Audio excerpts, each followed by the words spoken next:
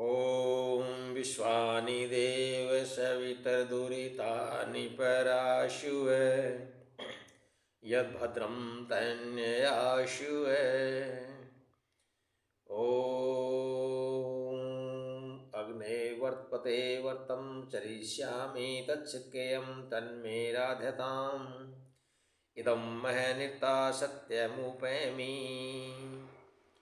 ॐ यो भूतं च भव्यं च सर्वं यश्चाधीतिष्ठति सर्वस्य च केवलं तस्मै ज्येष्ठाय ब्रह्मणे नमः। ॐ वेदाहमेतं पुरुषं महान्तम् आदित्यवर्णं तं स प्रस्तात् तमे विदित्वा इति मृत्युमेति नान्यपन्था विद्यनाय। ॐ शांति शांति शांति। ओम। आदरणीय धर्म प्रेमी सज्जनों, वाल्मीकि रामायण का अयोध्या कांड का आज ये 37वां सर्ग आपके सामने। पिछले 36वें सर्ग में हमने पढ़ा था कि महाराज श्री राम तमसा नदी के तट पर पहुंच जाते हैं और तमसा नदी के ऊपर जाकर के वो पहली रात्रि उनकी होती है वनवास की। वहाँ पर जाकर वो लक्ष्मण को शाम के समय रात के समय बोलते हैं, लक्ष्मण आज हमारी ये पहली रात्रि है वन यात्रा की, इसलिए तुम अयोध्या नगर के लिए उत्कंठित मत होना, अयोध्या को याद मत करना। और वो ये भी चिंता करते हैं कि हमारे माता पिता हमारे वियोग में रो रो करके अंधे हो जाएंगे, लेकिन आगे भी वो विश्वास करते हैं कि अयोध्या के अंदर भरत बहुत ही दयालु है और मुझे विश्वास है वो माता पिता की सेवा करेंगे, और इससे कि मैं निश्चित हो जाता हूँ ये सोच करके कि भरत का स्वभाव है जो मैं उसका बार बार चिंतन करता हूँ, तो मैं निश्चिंत हो जाता हूँ कि माँ बाप को कोई, माता पिता को कोई कष्ट नहीं होगा। और सज्जनों, इस प्रकार शाम को सुमंत्र जी और लक्ष्मण जी मिलकर के वहाँ पर एक घास फूस से, पत्तों से एक सैया तैयार करते हैं। लक्ष्मण, राम और सीता उस पर सोने लगते हैं, लेकिन लक्ष्मण उठ जाते हैं। जब राम और सीता सो गए तो लक्ष्मण वहाँ से उठ जाते हैं और रात को सारी रात वो सुमंत्र के साथ बात करते हैं और श्री राम के गुणों का वर्णन करते रहते हैं। इस प्रकार पूरी रात जागते हैं और सवेरे सूर्योदय हो जाता है। लेकिन इसी बीच में श्री राम उठते हैं। श्री राम उठ कर के लक्ष्मण को बोलते हैं, सुमंत्र को बोलते हैं, सुमंत्र रथ को तैयार करो, ये जनता मानने वाली नहीं है। यहाँ देखो पेड़ों के नीचे सो रहे हैं ये, और ये अपने पर्ण पर पक्के हैं, इनके प्राण चले जाएंगे लेकिन अपने बात से पीछे नहीं हटेंगे। इसलिए आप अभी रथ को तैयार करो और हम रथ को अभी रात को यहाँ पर जाना चाहते हैं।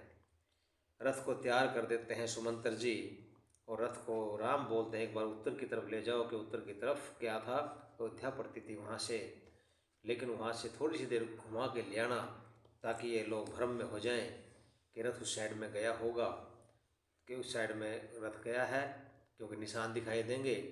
और घुमा करके फिर दोबारा सुमंत्र जी ले आते हैं और वो तमसा नदी के पार हो जाते हैं। आगे आज 37वें सर्ग के अंदर क्या होता है सज्जनों, ये आप सुनिए।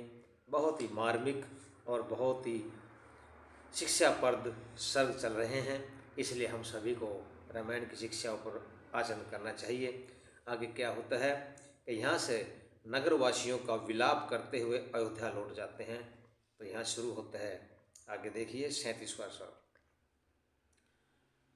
रात्रि के समाप्त होने पर प्रातःकाल जब पूर्वासी जागे, तब राम को न देख के वह मनस्वी लोग दीन होकर करुणायुक्त ये वचन बोले कि जब सवेरा हुआ और वो पूर्वासी रात को सो रहे थे तमसा नदी के किनारे पर, तब सवेरा जब उनको राम नहीं दिखाई दिए, लक्ष्मण नहीं दिखाई दिए, सीता जी नहीं दिखाई दिए, तो वो फिर मनस्वी लोग दीन होकर के करुणायुक्त शब्द बोलते हैं। क्या बोलते हैं सज्जनों, धिक्कार है हमारी उस निद्रा को जिससे अचेत होकर हम सब विशाल वक्ष स्थल वाले महाभाव श्री राम को नहीं देख रहे हैं।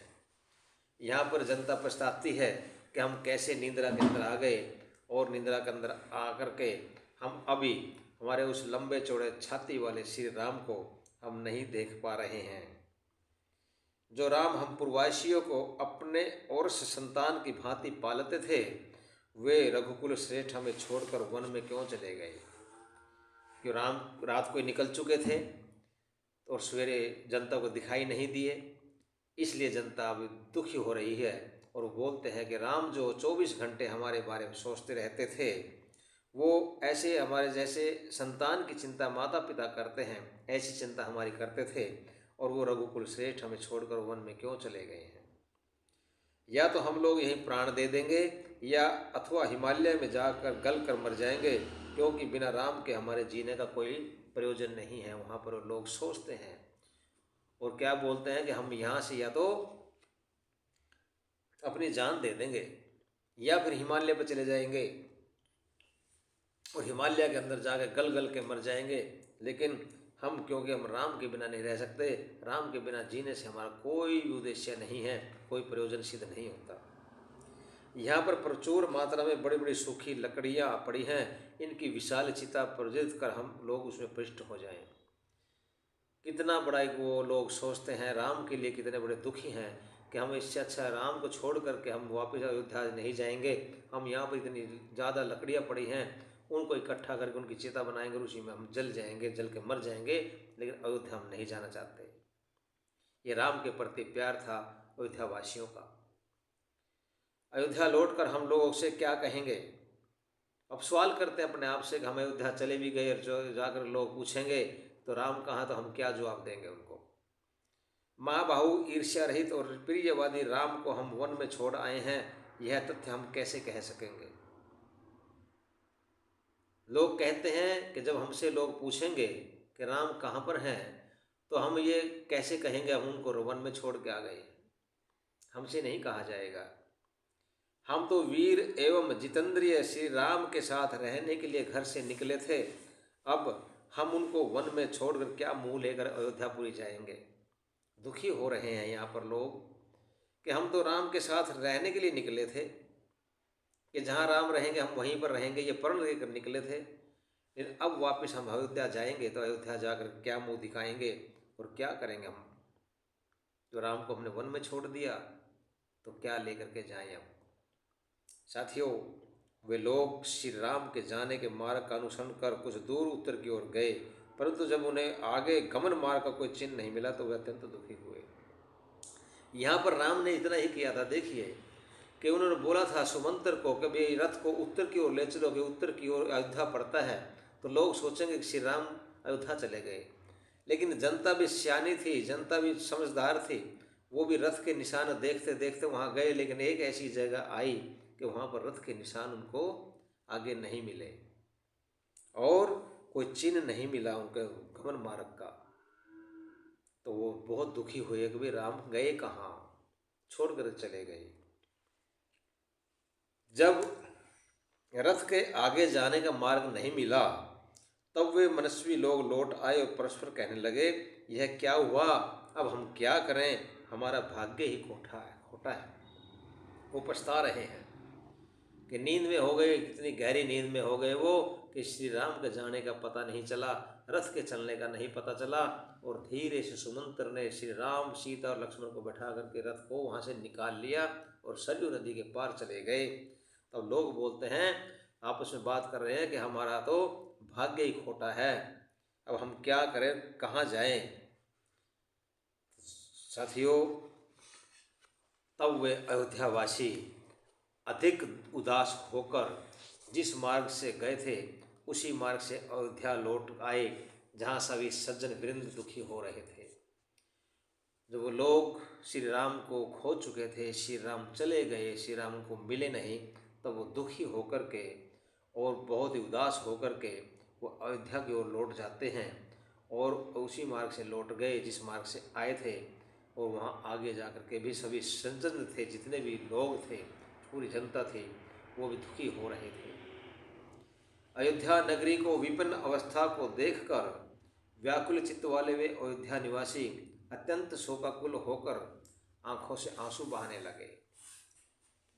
जब वो अयोध्या में गए और उनको भी वहाँ पर जनता दुखी मिली, तब वो पूरी अयोध्या नगरी को इतनी दुखी अवस्था में देख करके बहुत ही व्याकुल चित्त वाले हो गए। और व्याकुल चित्त हुए वो सारे, वो शोकाकुल होकर के उनको देख करके उनकी आंखों में आंसू आ गए। चंद्रमा से रहित आकाश अथवा जल रहित समुद्र की भांति आनंदहीन उस अयोध्या नगरी को देखकर वे लोग खिन्न हो गए कि जिस नगरी में इतने हर्षोल्लास होते थे, हर्षोल्लास रहते थे, उस नगरी को वो देख करके वैसे जैसे उदाहरण दिया है यहाँ पर, उपमा दी है कि जैसे चांद से रहित आकाश दिखाई देता है और जैसे जल से विहीन समुद्र दिखाई देता है, ऐसी अयोध्या दिखाई दे रही थी। और उसको देख करके लोग बहुत दुखी हुए, खिन्न हुए, क्योंकि श्री राम को छोड़ चुके थे, श्री राम को छोड़ करके अयोध्या आ चुके थे और श्री राम नहीं मिले, इसलिए वो दुखी थे। सज्जनों, यहाँ पर ये 37वें शरत के अंदर जनता जो होती है वो वापस चली जाती है, श्री राम आगे बढ़ जाते हैं और जनता वापस दुखी होकर के जाती है। वहाँ पर भी जनता दुखी रहती है, अयोध्या वासी सभी दुखी हैं और उनको ऐसी दिखाई दे रही है अयोध्या जैसे आकाश में चांद नहीं होता, चांद के बिना आकाश दिखाई देता है सूना सूना सा, जैसे समुद्र में जल नहीं होता किसी तालाब में, उपमा दी है यहाँ पर। तो ऐसी अयोध्या उनको दिखाई दे रही थी, वो दुखी हो रहे थे। सज्जनों, आगे बहुत ही मार्मिक और बहुत ही आगे श्री राम के साथ क्या होता है, श्री राम आगे किससे भेंट होती है उनकी, यह आगे आप सुनिए अगले 38वें शरक में अंदर आएगा। आप सभी का तब तक बहुत बहुत धन्यवाद। इति ओम शम।